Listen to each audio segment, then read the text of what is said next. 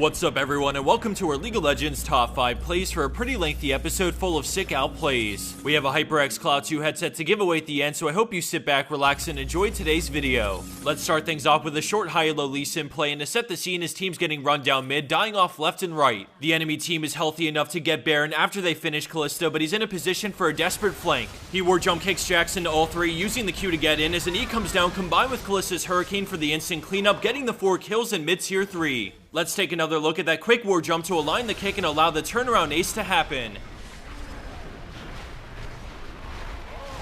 Coming up next at our number 4 spot, we have B4TB on Thresh with a few godly hooks in a row to change the course of this game. They're currently in a major gold deficit, but the enemy team are greedy pushing the tower when he lands a hook on Nidalee and MF ults, getting them 2 kills and some momentum as they chase. Red team see this as a chance to regain some ground and take their blue and dragon buffs, but keep your eye on Nami. She enters the fog of war, but Thresh predicts her movements, flash hooking blindly over the wall, tossing the Lantern back to pull Renekton in for a free kill. Blue team continues to retreat, but Thresh holds his positioning in the fog of war, finding another fantastic hook from over the wall on the fed Graves, forcing his flash and heal. With the Flay eventually coming back up, Graves knows he has to try and fight this out, but it's no use as they all collapse on him for their 4th kill. This play is one of those huge momentum swings because they also get a dragon on top of all the kills, but let's see it again from Thresh's point of view because this setup was so sick. It was nice when they got the double kill by their base, but these 2 back-to-back kills into a dragon definitely helped spark that comeback. Supports are amazing playmakers, and as we head into our next play, we have Shen and his teammates with their backs against the wall, pulling off a clutch-based defense. All 5 members of the enemy team are marching down mid lane with Baron buff, looking to close out this game, and without a Nivea or Lucian's wave clear, this should be GG. They move in for the tower, but then Shen gets hooked, using the gap close for a 3-man taunt as Lee Sin comes flying in, kick flashing for the triple knockup, chain with Jax's flash counter-strike. Immediately, the playing field is even, and it's down to a 3v3, Shen ulting to give Jax a shield to keep fighting, and his dying wish is a double taunt before letting the bruisers run away with it. As they start chasing, take a peek at the minimap because the enemy base is being pressured by a massive creep wave, and the friendly Anivia has teleport for when she respawns. Ezreal gets clobbered, followed by a long chase down mid for the robot, but Anivia is about to respawn to cut him off with teleport, and they can easily take the win within the death timers.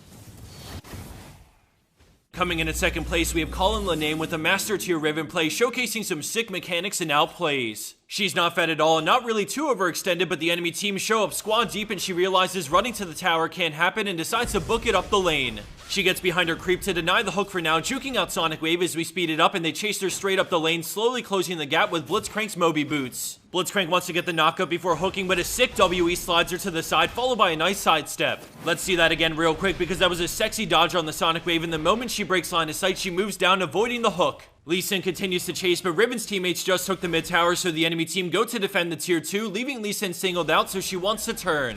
He goes in, but she pops her ult, animation canceling for max DPS to force the kick, and now she rejoins her teammates and they start to turn on Maokai, but on the minimap we see the enemy blitz on the way. They have the tree singled out, so she dashes forward, queuing to close the gap, but then all of a sudden Maokai turns alongside Lee Sin and they burst in Nivea, but Graves gets back a kill, making it a 2v2. The enemy team don't really have the damage to fight this, so Maokai eventually gets run down, and then all that's left is Blitzcrank, which is another easy kill. What an epic chase and turnaround, pretty much played perfectly by Riven and blue team.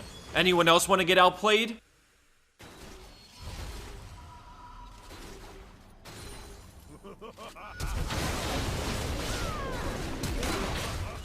Nope, no one else. And for number 1 pro play for this week, we have another beastly support play, but this time Sweetums 24 and Bard kinda just carries the whole map in a sick support spree. Although the quality isn't as high because it was submitted already recorded, it's awesome seeing this from his point of view. Just a quick mention, this Bard is 45% CDR, so let the frustration commence. He's 6-3 and 8 to start this play, but quickly finds a kill on Heimer, going through the wall to slow Triss with an auto, which forces the Buster Shot so she can get away. He wants to keep going, but Triss rocket jumps away, and the enemy Nasus teleports in, but a great tempered fate freezes him in place as Bard books it away, Tryndamere joining the chase. Bard queues for the stun, moving into position to angle the magical journey, and right as Nasus is about to get through, he lands the stun, picking up the chime and W's for the speed up. Nasus pops Ghost, but another Q gets fired off, this time stunning both, but he's so slow the Mocking Shout keeps him right on his tail as he goes through the next wall. Thanks to the CDR, Cosmic Binding is up again for another timely double stun, but then Kassadin turns to kill the enemy Triss, but Bard is to keep running from the Doge. After some auto-attacking to wait out the Wither, Bard decides to take another magical journey, but this time across the back of Red Buff, but somehow Nasus has a bad trip and doesn't quite make it, but either way, Bard still had his Q up. He picks up another chime while speeding himself up and manages to enter the journey right as it fades away. Bard loops around to join his Garen in fighting Nasus, and thanks to the constant slow from Garen's red buff and a speed up from Bard, he slowly starts getting chipped away. Spooky Ghost go at it, Sweetums aligns the stun, but because he's the lowest health and the obvious target, the second Yasuo shows up, he dips out with the portal to the other side. He does what he can from a safe distance, but it's obvious that Yasuo wants to try and burn Garen, so he gives another burst of speed with his W before backing off. Garen's absolutely wrecking Yasuo until he gets stunned, but here comes a beautiful Temper Fade, hitting both of them on the edge and setting up a devastating Q to make Bard godlike. As it began with Heimer dying, it ends with Heimer dying as well, netting 2 kills and 3 assists for Bard in a little less than a minute and a half. And for our bonus clip of the week, we're doing something a little different because we just so happen to have 2 short but awesome Janna plays that I wanted to feature, so why not both? The first one involves an OP Monsoon that forces some nasty creep block, and the second is actually a high elo play, so keep a close eye out for her Monsoon and Clutch Tornado. As promised in the beginning, we have a HyperX Cloud 2 headset to give away to a lucky fan, and to enter you just have to visit the description box where you'll find the giveaway link. Once you click it, it'll take about a minute to enter, and it'll give you some options like following us on Twitter or liking our Facebook page, but everything is optional, so you can pick and choose whatever you want.